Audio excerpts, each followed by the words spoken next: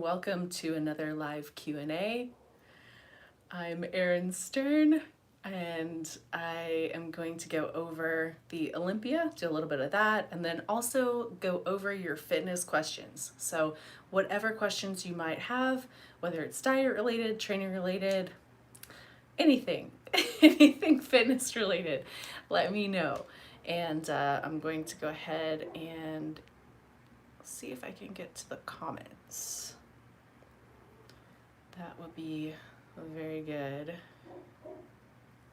And I'm also going to try to load it up on my desktop here to see if we can see it. And that's probably the easiest way to read the comments. Okay, I can see the comments over here, so my fingers are not going to get in the way of the camera like they normally do, which is amazing.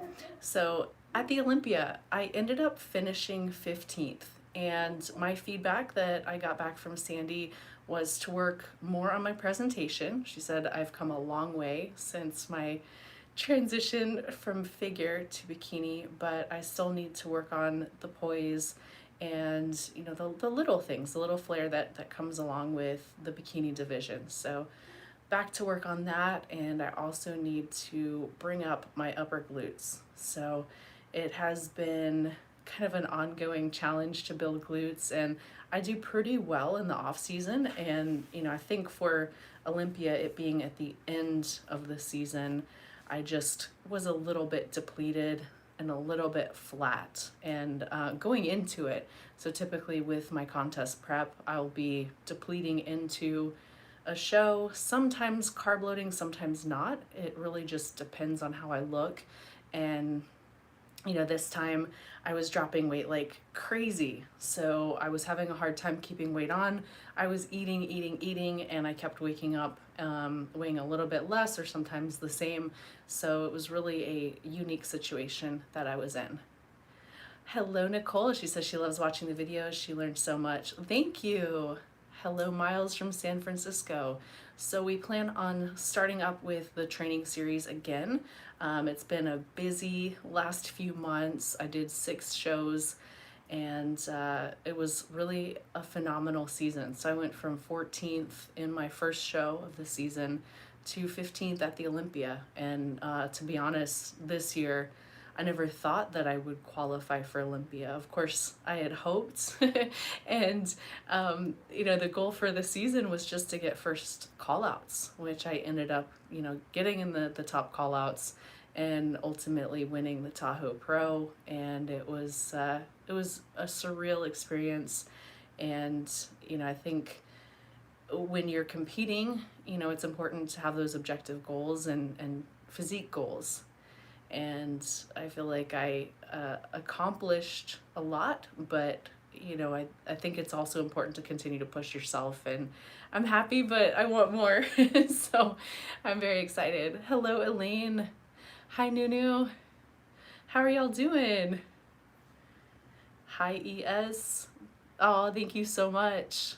Hi, Maria from Mexico City. Well, thank you. And if there's something specific that you guys want to see in the upcoming training, in the upcoming videos, let me know. I've got my trusty YouTube idea notebook, so really anything can be done. Hi, Vigas. Oh, thank you so much. Okay, so let's see. I'm gonna check the comments over here, see if I missed anything. And nothing yet. So, hello, Big Fish. Hi from Greece. Hi, Kimberly. Kimberly is asking, interested to hear what you think about carb loading. So, going into a competition, I'm actually a fan of carb loading. And in order to carb load, typically you will need to deplete the muscle of glycogen. And the idea behind carb loading is that in that process of depleting glycogen, which means you have to cut out carbs or greatly reduce carbs, and with the volume of training, you're essentially burning up all of the glycogen in the muscles.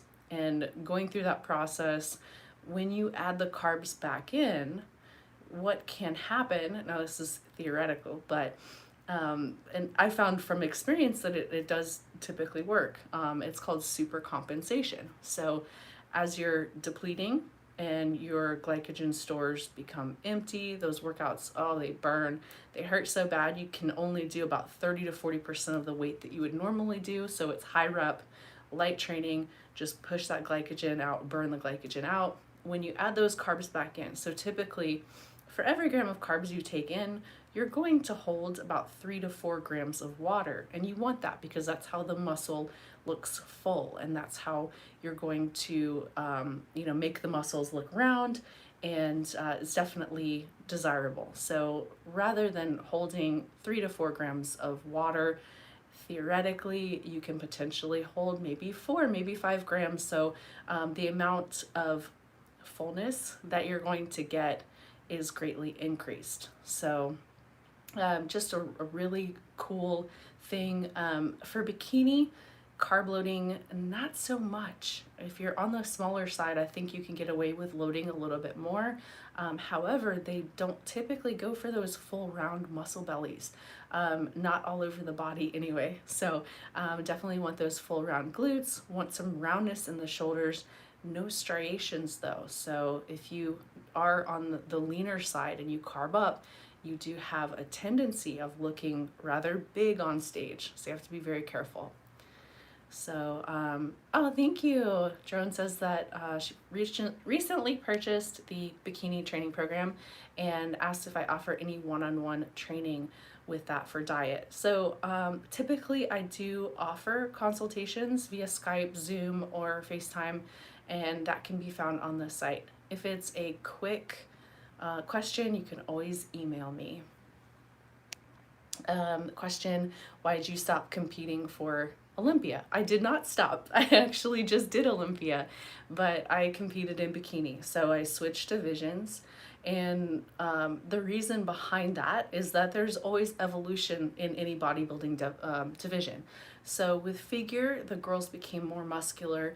And, to me, and I think to any competitor, it's very important that the ideal that they're rewarding on stage matches your ideal. So is this something that you want to train for? Is this something that you aspire to look like?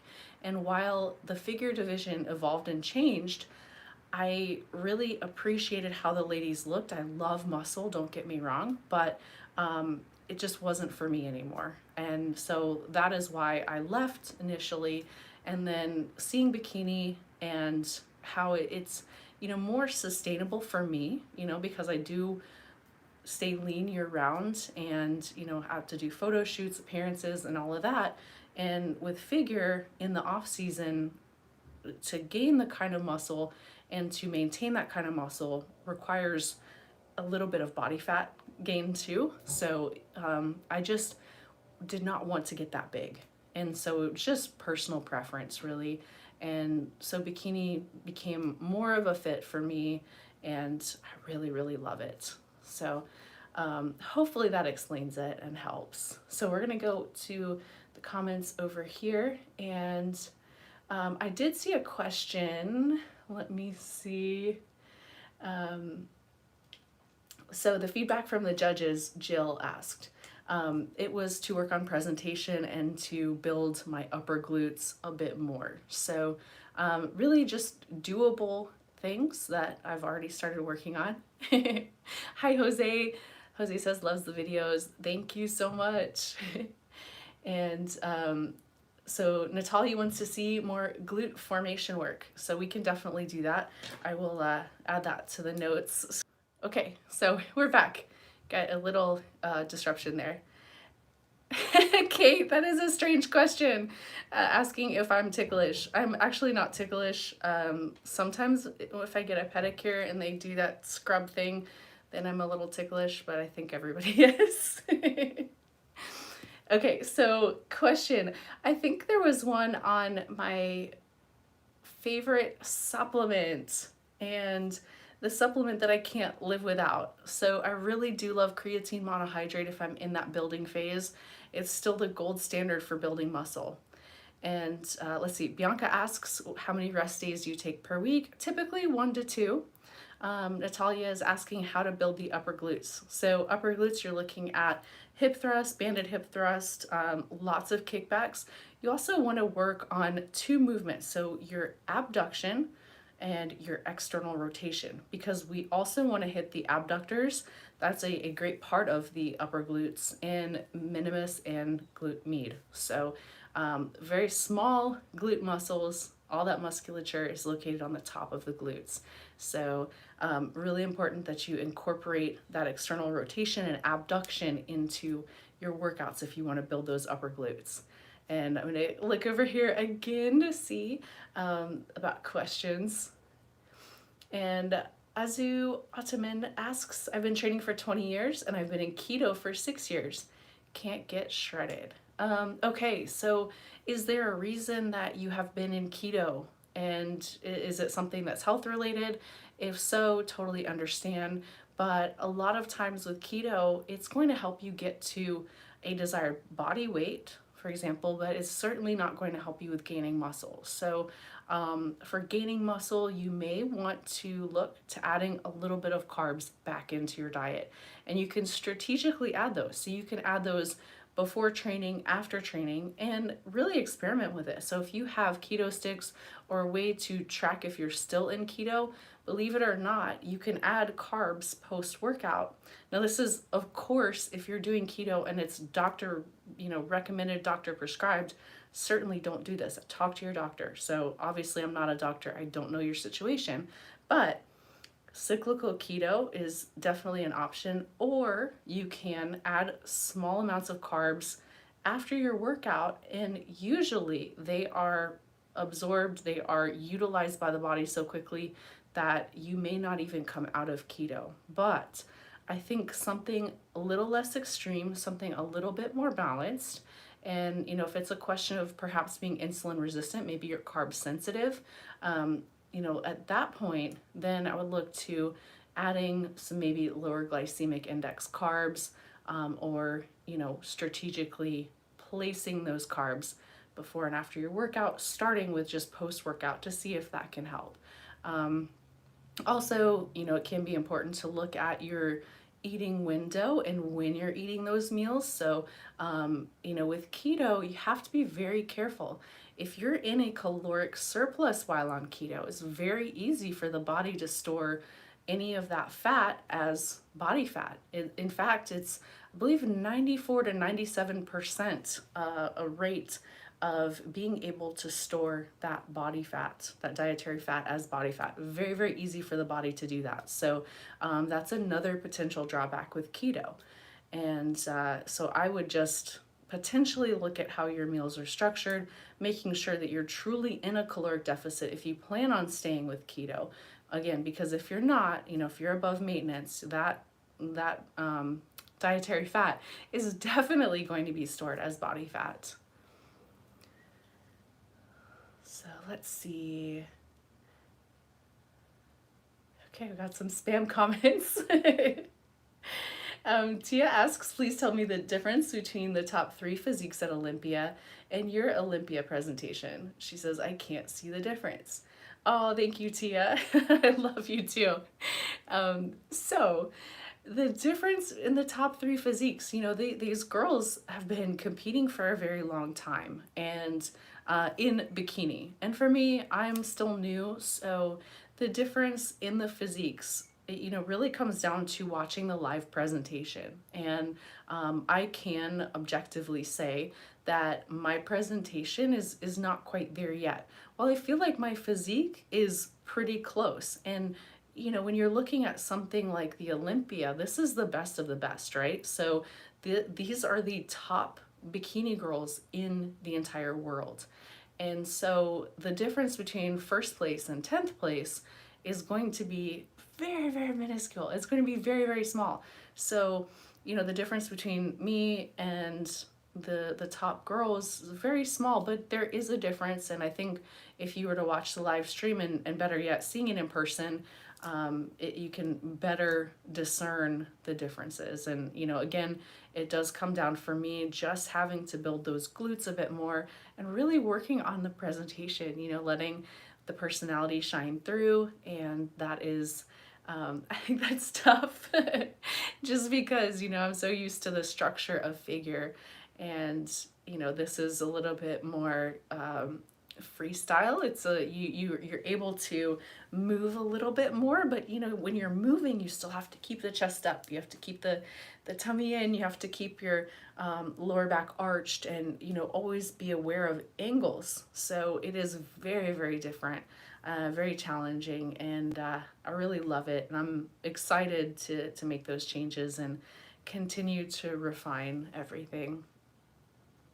Stuart asks, what are some of your tips on overcoming gym anxiety?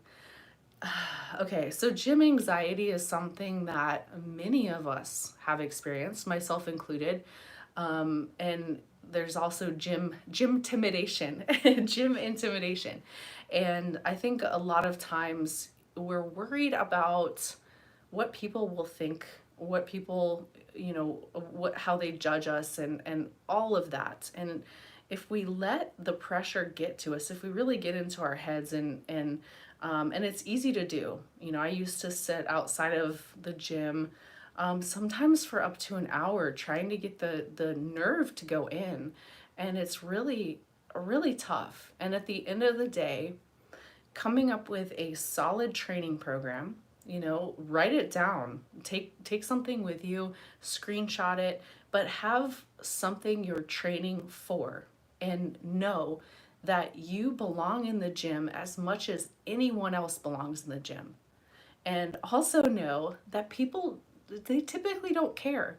They're not going to be so concerned with what you're doing. They're concerned with what they're doing. The gym is, you know, usually that the time spent on you working on yourself. So the best piece of advice that I can give would be, get your training plan, go in there. You deserve to be in there. If you have earbuds, put your earbuds in, put your headphones in, put a cap on, you know, that can help too. Put a big sweatshirt on if that makes you feel better, and just go in there and do. As soon as you can get yourself through those doors and go into the gym and really immerse yourself in what you're doing, this gym anxiety or this gym intimidation, it tends to go away. And, you know, really it goes away with practice and repetition. So day after day, just tell yourself, hey, all I need to do is go in there and get on a treadmill and warm up. So if you can get yourself in the doors, typically you will not have an issue. And that's what helped me. And then also just realizing again that people are immersed in what they're doing.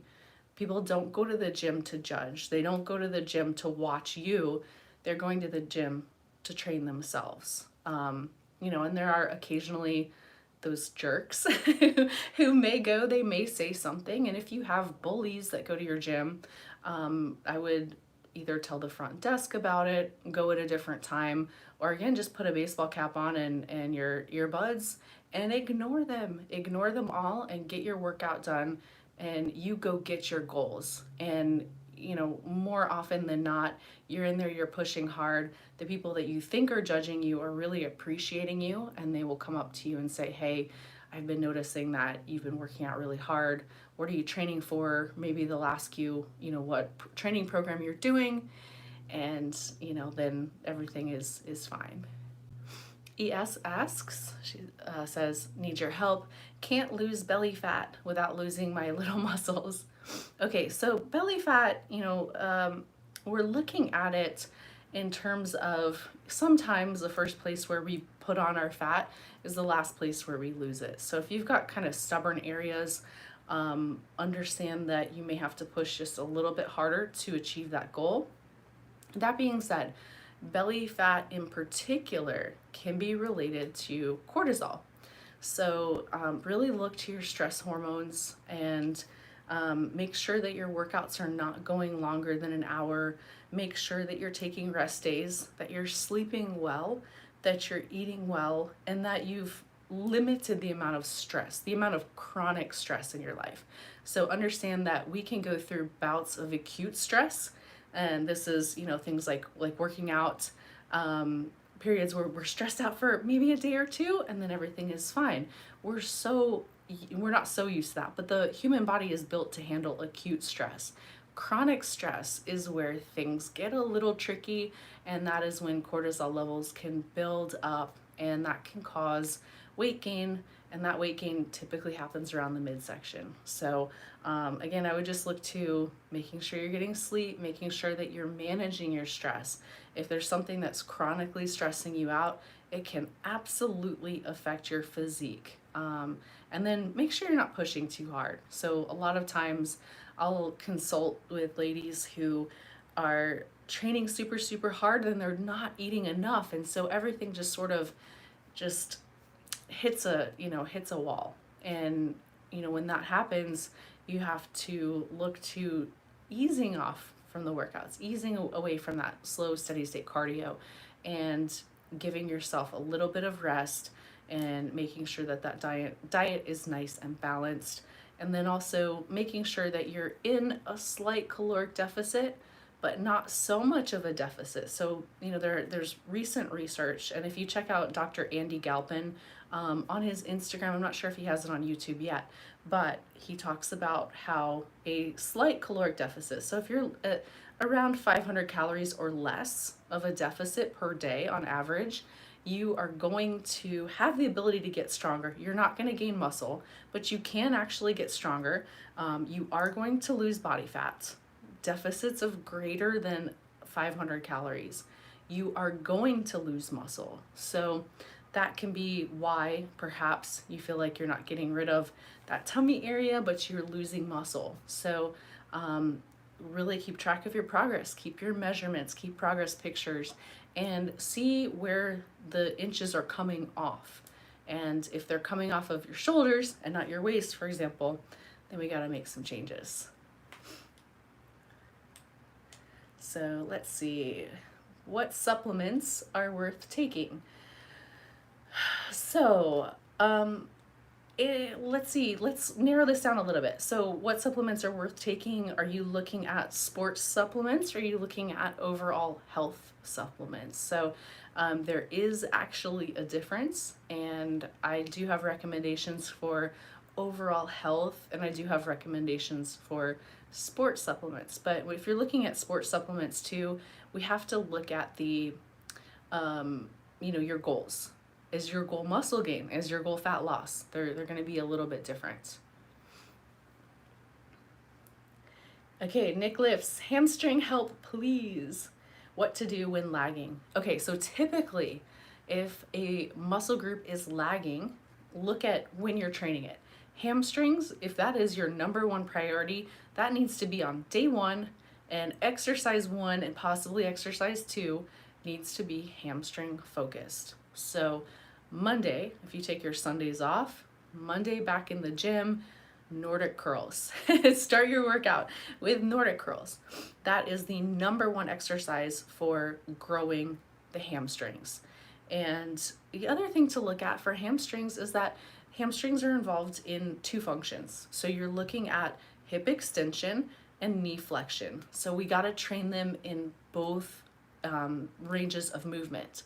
So your hip extension, this is going to be exercises like your back hypers, reverse hypers, your straight leg deadlifts, your RDLs. All of those are going to hit the hamstrings. We have to also look at knee flexion. So these are exercises like your Nordic curls, your hamstring curls, both seated and lying leg curls if you have the ability. And then look to incorporating certain techniques for hamstrings. This would be exercises or variations where you would go a little bit lighter than you would normally go, but heavier than you would normally go for a single leg curl. And you would go curl up with both legs, and then you're going to do a single leg negative and just alternate single leg negatives. And this is going to be really helpful to kind of push you over that plateau.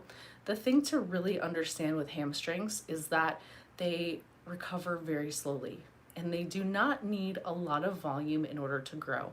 So if we're looking at hamstrings versus quads, typically you can handle a little bit more volume in the quads. Quads tend to recover a lot quicker than the hamstrings. So with those hamstrings and training, you might be looking at once or twice a week. And, you know, when you're starting the workout with the hamstrings, I wouldn't go incredibly heavy, but I would do enough volume and so that you get that mind muscle connection, you get a really good pump, and that you are really activating everything for the rest of the workout. Oh, Jason, thank you. Jason asks, what's your vision on your fitness career? Compete for another 5 years or 10 years, or just take it year by year?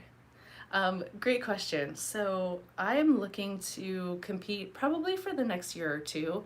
I know I've been competing since 2008 is when I won my pro card. So it's been a long time, but I like to show what's possible and that you can enjoy longevity, you can compete in a healthy and sustainable way, and also make a business out of it. So it's a matter of not necessarily, you know, the industry using you, but using that stage, using that platform to build a career and to help people.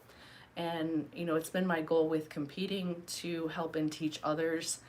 And I do understand that competing in and of itself is a very selfish sport. So bodybuilding is selfish, and you can, I think, temporarily motivate people by getting up on stage, but it's about helping create lasting motivation and showing people how I do it, and you know, in hopes of maybe getting other people into the sport or inspiring them to start their own brand.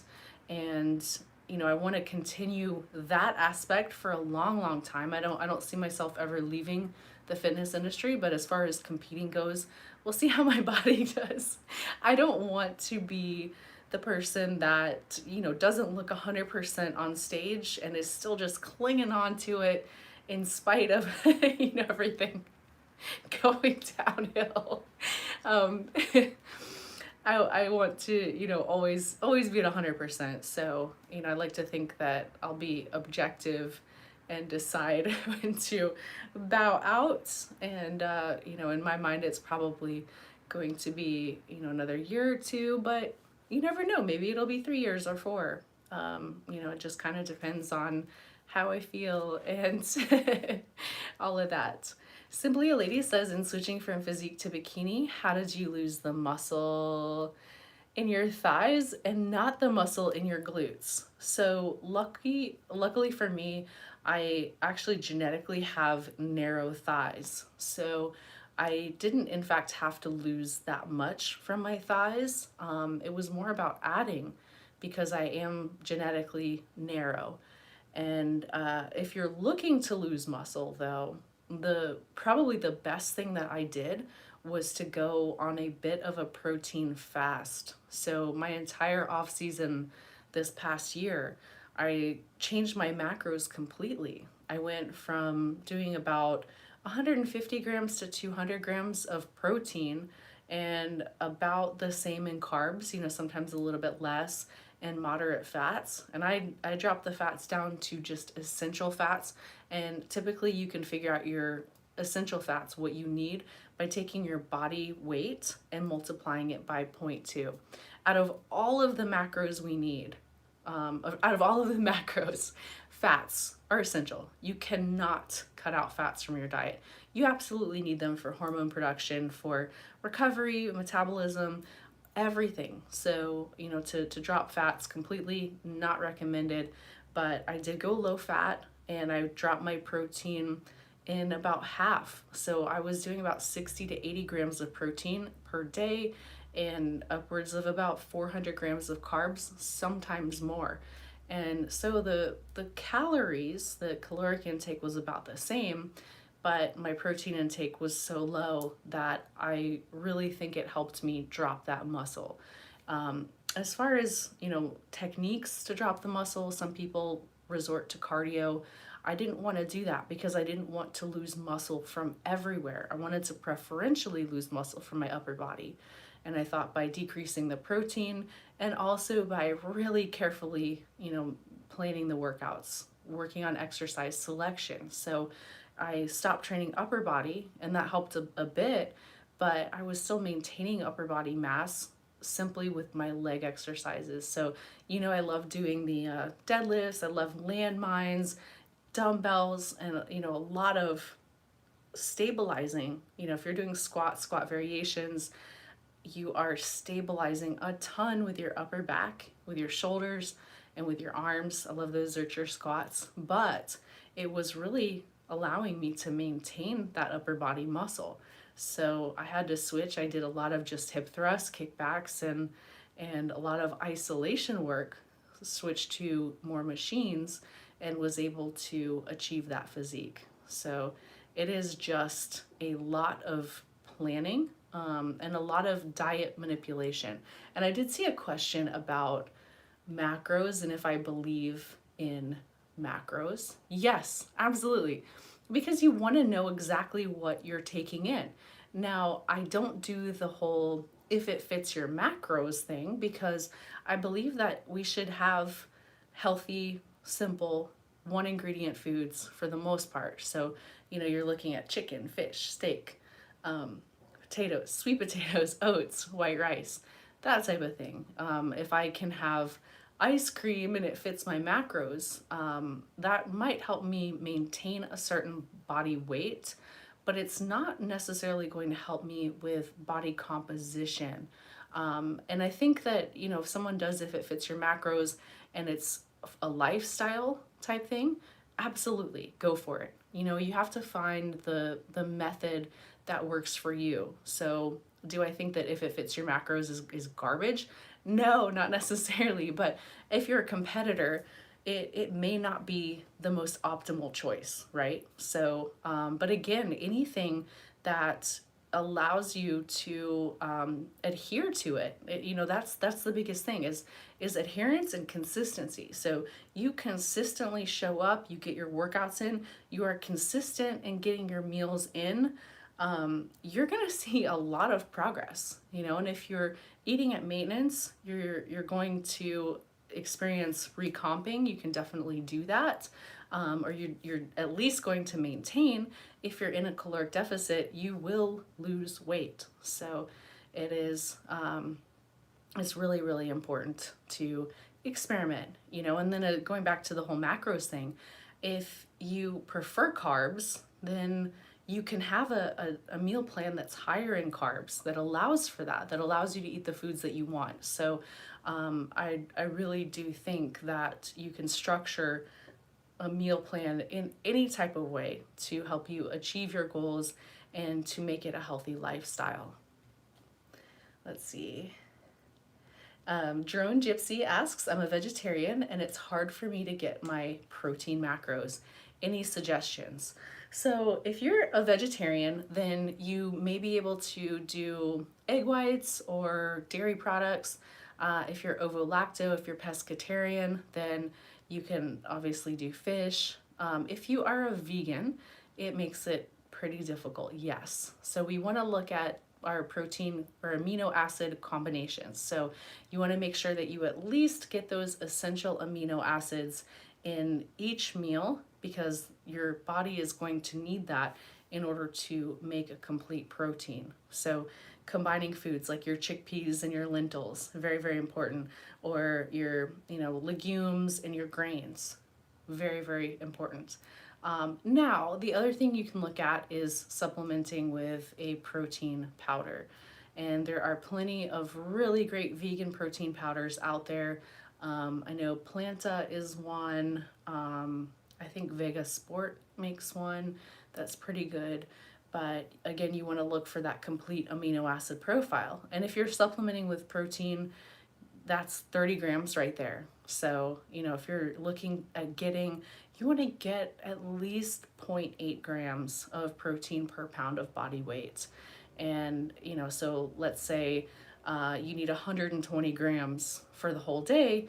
Now, if you're able to supplement, that's 30, then you just need 90 more. So it makes it a little bit more doable.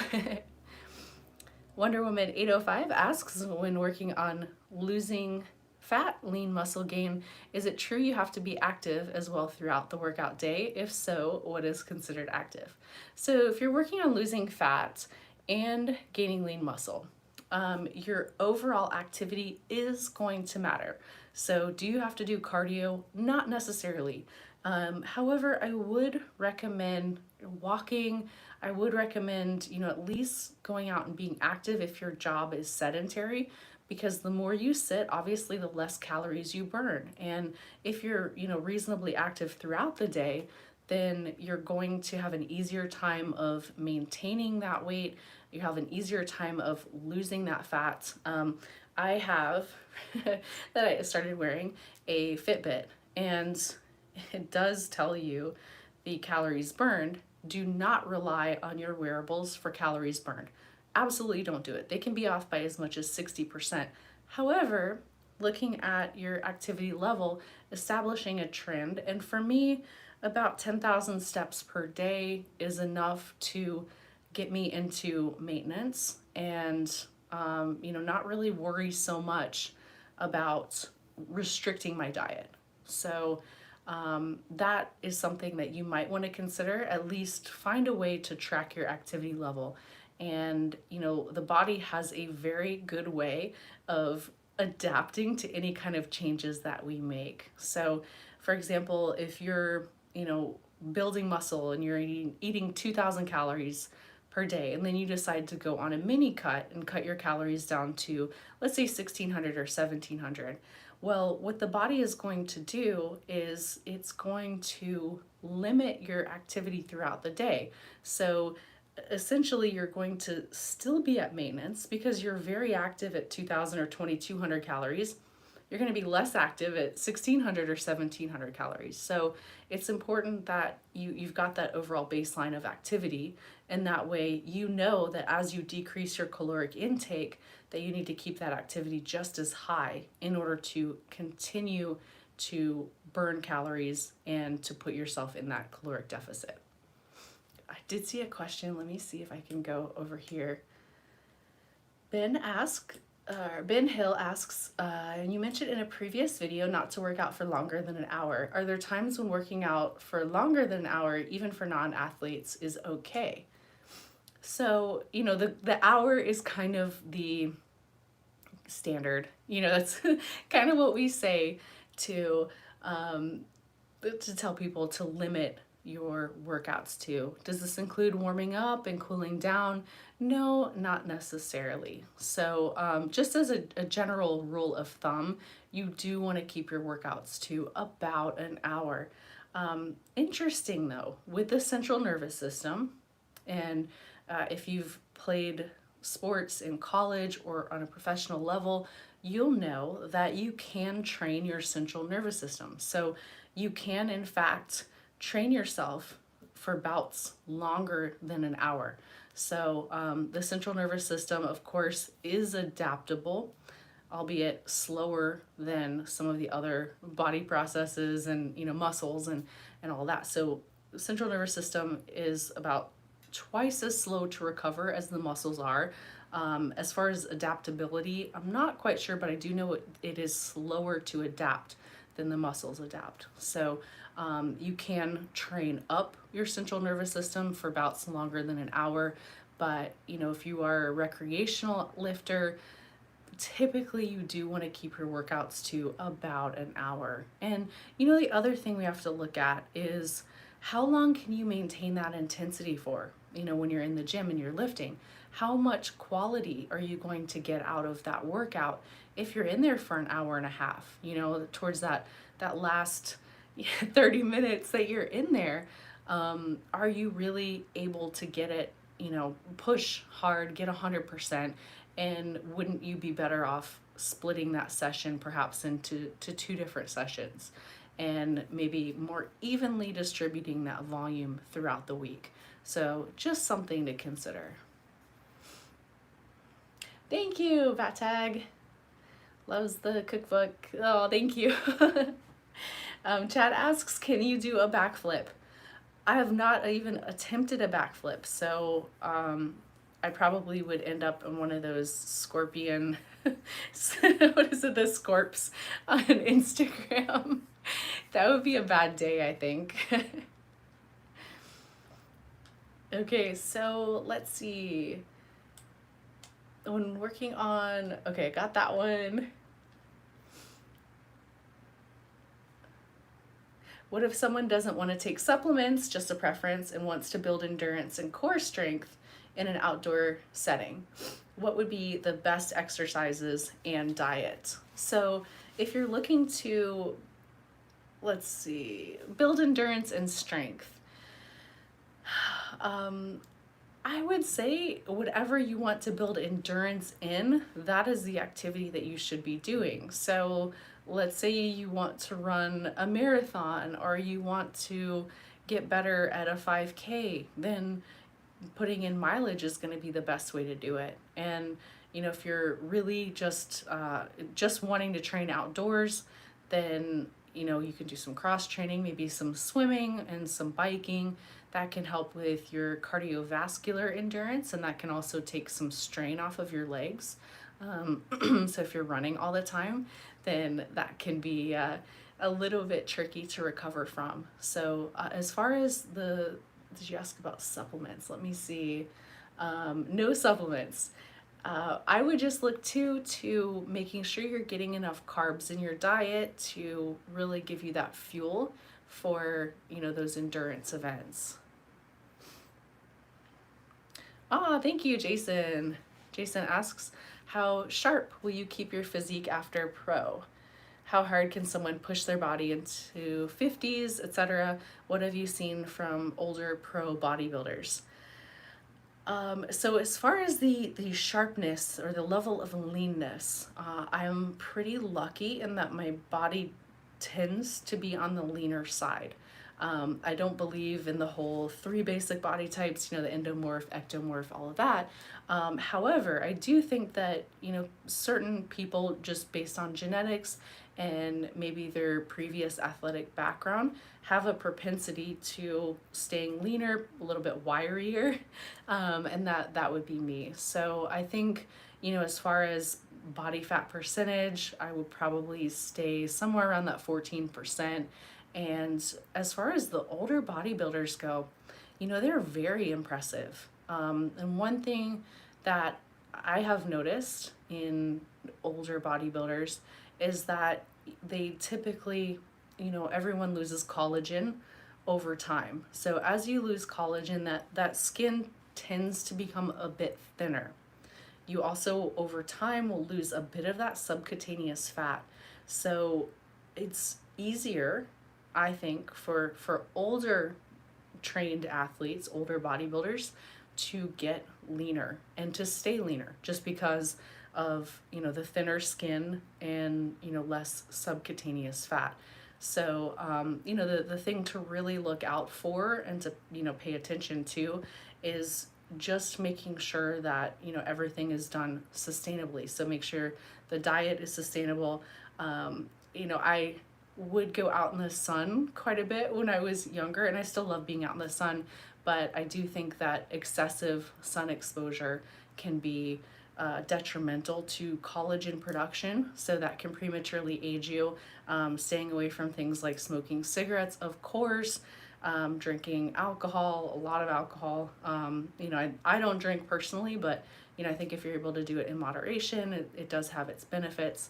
So I think the only thing that I have noticed in my training is I don't need as much volume to get the same results, and recovery tends to be a bit slower. So, if you're a younger athlete, I do recommend building that foundation of muscle. Really building the muscle when you're younger makes it so much easier to maintain muscle as you get older. Not saying that you can't build muscle as you get older. You can certainly do it, but it does come with challenges. And the other thing I do recommend is always being smart about training. Look, like if you are not doing a powerlifting competition, or if you, yes, if you're not doing a powerlifting competition, you don't have to squat. You do not have to deadlift. And, be careful with the bench too, because these 3 big lifts come with a ton of potential injuries, because the likelihood that someone right out of the box without any, proper schooling is going to know how to do a squat, going to know how to do a deadlift properly, and be genetically built towards that sort of thing, is very low. So don't ego lift. Try not to ego lift. And if you ego lift, make sure that you're doing it on smart exercises, things that you can bail out on, things that, you're not gonna pop your SI joints. And I only say that because from experience. I injured my SI joint deadlifting in 2015, and it has been a pain ever since. So yes, you can train around injuries, but it does make it harder to maintain body symmetry. It does make it harder potentially to build muscle. So just take care of yourself, push yourself smartly, and build that muscle in the younger years if possible. If not, you can absolutely still build muscle. So there are some incredible bodybuilders in their 40s, in their 50s. And and Utosh says, what the whole world is deadlifting. I know they are deadlifting, and that definitely can make it tough, especially if you're on social media and you see, oh, the only way to get a big back or big legs is to deadlift. It's definitely not the case. Gio asks, do you believe that you can outwork your genetics as a woman after 40? Yes, I do believe you can always outwork your genetics. Now, as we get older, it becomes a little bit tougher, of course, but be objective, really look at what you're trying to accomplish. And typically for ladies, we are, a little bit narrower up here. Some of us are broader in the hips. So, you want to look to creating that shape, creating that illusion of a smaller waist, and building out the shoulders a bit, because that's going to balance you from top to bottom. So objectively, take your progress pictures, see where you can sculpt and add muscle, and know where to add that muscle. And, in the adding to the shoulders, don't neglect the upper chest. Don't neglect the upper back, because everything is going to tie together nicely and very aesthetically. Marcial says, deadlifting hurts my back. Yes, absolutely. So, if deadlifting hurts your back, or Marisol, sorry, if deadlifting hurts your back, then look to landmine deadlifts, look to dumbbell deadlifts, hex bar deadlifts. These are variations that are going to put you in a little bit of a better position. Michael asks, do you know Ritz Pinoa? I do not. I never heard the name. Do you know what he got rid of? No. Asking, am I not afraid of steroids? Well, I'm a lifetime natural athlete, so, and I don't judge. Look, if someone wants to take something, more power to them, but you can absolutely achieve your goals doing it naturally. So, don't know the person, again, lifetime natural. So, it's something that I know nothing about. Simply a Lady says, I like trap bar deadlifts, surprisingly. Yes, me too. And that's something that is going to put your upper body in a more upright position. So it's going to allow you to focus a lot more on your legs. And it should take the pressure off of your knees, off of your lower back. Definitely try landmine deadlifts too, because that's another variation that really encourages that proper form. And it can be another one that's safe for the knees and the back. Thank you, Min. That was very generous.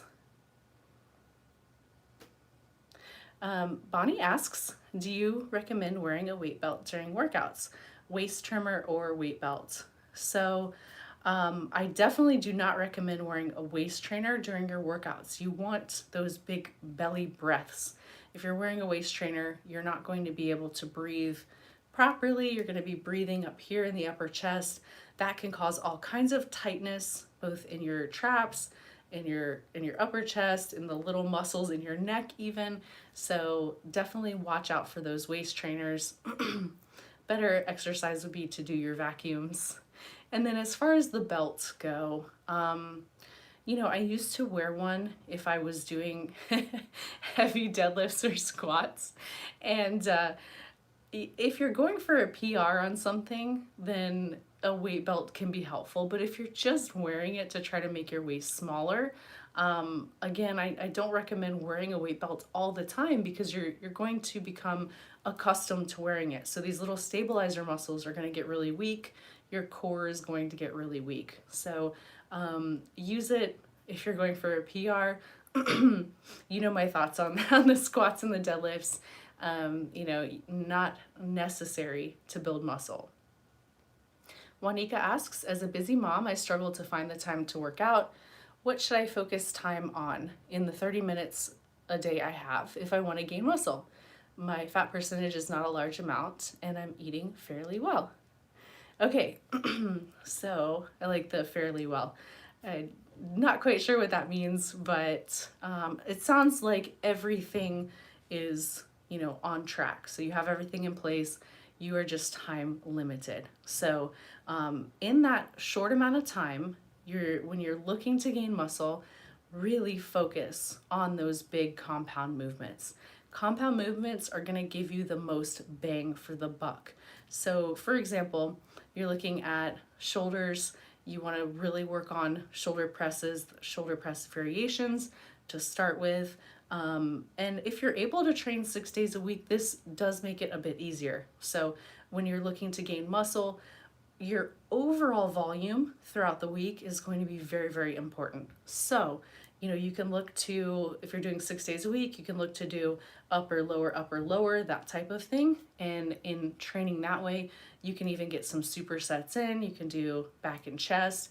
On your lower days, you can combine your push and pull exercises.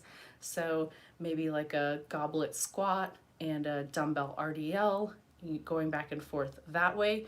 But get those big compound movements out of the way in perhaps the first 25 minutes, and then work on your isolation exercises. So for example, with the shoulders, with looking to build those nice capped shoulders, then we want to look to doing lateral raises and also, perhaps some reverse flies. Don't neglect the rear delts too. So, you in that 30 minutes, you may have time for, a couple of straight sets, a couple of isolation sets. I would probably do more on the compound. So I might focus more on 3 compound movements, 1 isolation movement. But with the goal of gaining muscle, we also need to look to frequency. So having just 1 shoulder day is not going to cut it if you only have 30 minutes. So I would try, depending on what your goals are, depending on where you want to gain muscle, you can hit shoulders 3 days a week because your overall volume in each workout is not going to be that high. So, those are just some suggestions. And, with the supersets, you would look to pushing relatively hard, going relatively heavy, and then making sure you're giving yourself enough time after that superset so that your cardiovascular system is not limiting you from hitting the next superset. That's the last thing we want. We want the actual muscle itself to be kind of the limiting factor, and that's the way that we're going to be able to make that progress and train extra hard. Let's see. Skip asks, what is a good diet for muscle gain? Ooh, I love muscle gain. So we're looking at something that is relatively low fat, moderate in protein, and high in carbs. So understand that as you increase your carbohydrate intake, Carbs are protein sparing. So if you were doing a gram of protein per pound of body weight, you can essentially drop it to about 0.8 grams per pound of body weight, and you can add carbs in instead of the protein. So for example, if you were at 150 grams of protein, you're able to cut it down to 120 grams of protein. That 30 grams of protein that you were taking in, you can move that over to carbs, because the calories, a gram of carbs is 4 calories, a gram of protein is 4 calories. So your caloric intake is going to be about the same. So high carbs, moderate protein, low fat. Make sure when you're doing this that you're in a slight caloric surplus. That is going to be another key factor to building muscle. So you want high carbs, and you got to have protein, of course. And then you want to make sure that you're in a slight surplus. Thank you, Dick Sensei. Gio asks, is it okay to do cardio for, oh, I lost it. Is it okay to do cardio, say, for half an hour after a lifting session? No, goal to get mass, to lose fat. No, I would not recommend that. So separate your cardio sessions. If you're gonna do cardio, just concurrent training is so tough, because you're working super hard at building muscle. And what happens with building muscle is your mTOR levels go up. That's great. We want mTOR levels to go up when we're training.